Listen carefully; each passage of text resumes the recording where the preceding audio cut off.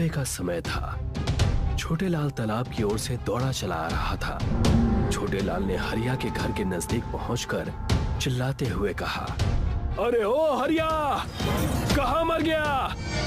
तालाब में एक लाश तैर रही है। ये सुनते ही हरिया अपने घर से तुरंत निकलकर बाहर आ गया। क्या कह रहे हो भैया? तनिक ध्यान से देखते, कोई लाश वाश नहीं होगी। हरिया की पत्नी घर के द्वार से सब सुन रही थी। अरे हरिया, वो लाश ही है। मेरी तो देखते ही जान निकल गई थी। विश्वास ना हो रहा हो तो खुद चलकर देख लो। चलो भैया। हरिया और छोटे लाल तालाब के पास पहुंच गए। तभी वहां गांव के अन्य लोग भी पहुंच गए।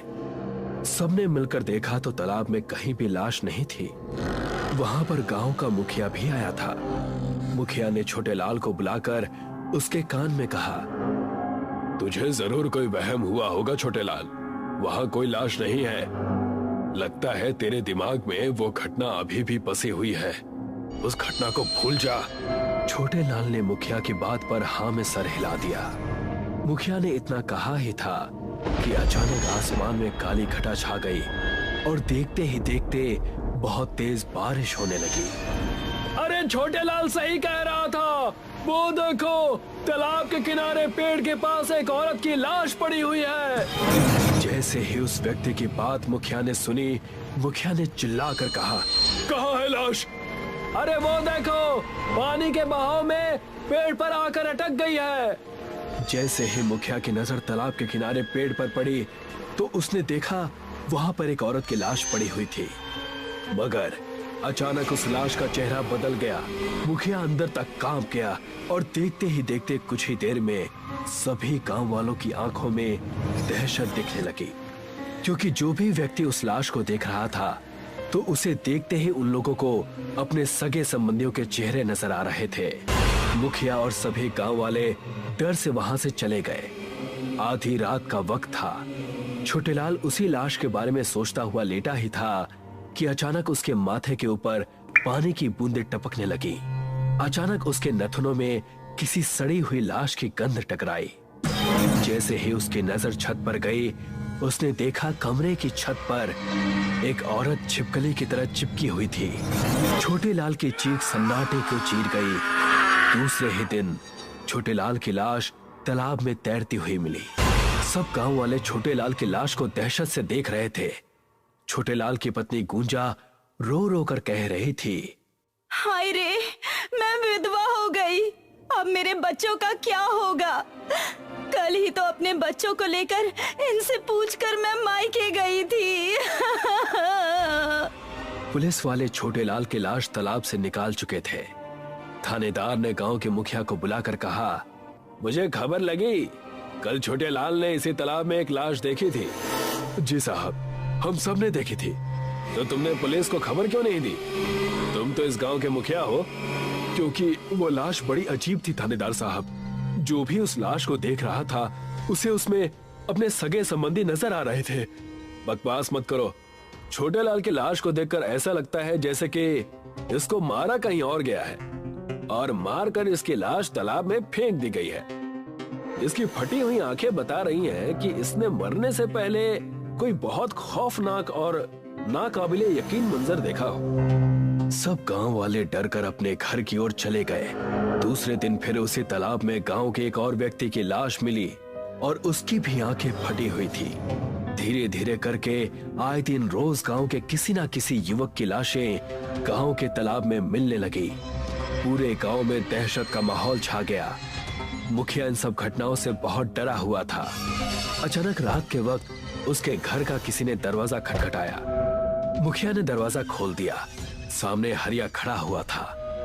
हरिया, इतनी रात को यहाँ कैसे? डर लग रहा था मुझे मुखिया जी। मैंने भी अपना परिवार दूसरे गांव भेज दिया है।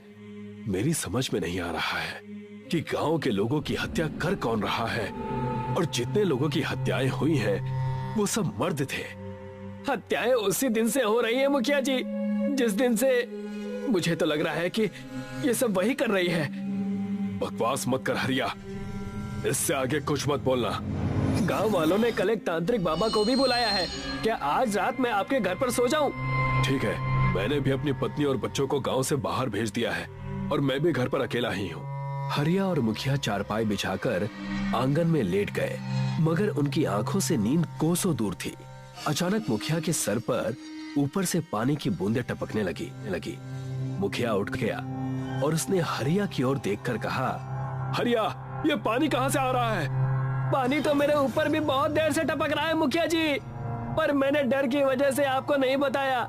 कि अचानक उन दोनों के नथनों में बदबू टकराई। दोनों की निगाह सामने आंगन की दीवार की ओर पड़ी। उनके सामने एक बेहद खौफनाक चेहरे वाली औरत खड़ी थी। उस औरत का चेहरा सड़ चुका था और उसके शरीर पर से पानी की बूंदें टपक रही थी। ऐसा लग रहा था जैसे कि वो अभी अभी तालाब से उठकर आई हो। उसकी आंखें आग की तरह लाल थी। मुखिया और हरिया को देखकर यकीन नहीं हुआ। तुम ये कैसे हो सकता है? तभी वो औरत वहशी तरीके से हंसने लगी और उसके गर्दन उसके शरीर से उखाड़ दी। ये देखकर हरिया की चीख निकल गई। अचानक उस औरत ने हरिया के साथ भी वही किया जो उसने मुखिया के साथ किया था। दूसरे दिन मुखिया और हरिया की लाश गांव के तालाब में मिली। मुखिया और हरिया का धड़ तालाब में मिला था और उनका सर तालाब के पेड़ पर लटक रहा था। हरिया और मुखिया की लाश को देखकर सभी गांव वाले कांप गए। तभी गांव में वो तांत्रिक आ गया। गांव का एक व्यक्ति तांत्रिक से बोला, साधु महाराज, आए दिन हमारे गांव के लोगों की लाशें तालाब में मिल रही हैं और आज तो हमारे गांव का मुखिया भी मारा गया। तुम चिंता मत करो, मैं देखता हूँ। तांत्रिक अपनी आंखें बंद करके मंत्र पढ़ने लगा। देखते ही देखते आसमान में काली घटा छा गई। अचानक साधु ने अपने झोले से लाल रंग का सिंदूर निकालकर तालाब में फेंक दिया। जैसे ही सिंदूर तालाब में गिरा, अचानक तालाब के अंदर से एक भयानक चेहरे वाली औरत निकलकर सामने आ गई। सभी गांव वालों के डर से रोंगटे खड़े हो गए। कौन है तू? क्या नाम है तेरा? बंजारन। क्यों मार रही है तू इन गांव वालों को? चला जा यहाँ से। मैं तुझे क्यों बताऊं? सीधी तरह से बता, इन लोगों ने तेरा क्या बिगाड़ा था? मैं एक बंजारन थी और इसी गांव में रहती थी। इस गांव के मुखिया ने मुझे ऊंचे ऊंचे सपने दिखाकर मेरे साथ शारीरिक संबंध बनाए और जब मैंने उससे शादी की जिद की तो उस मक्कार ने अपने साथी हरिया और छोटे लाल की मदद से मुझे इसी तालाब में फेंक दिया। तेरा बदला पूरा हो गया, अब चली जा यहाँ से। नहीं जाऊंगी जब तक मैं सारे गांव के मर्दों को मारकर इस तालाब में नहीं फेंक दूंगी। मुझे मर्द जात से नफरत है। तांत्रिक की आंखों में क्रोध झलकने लगा।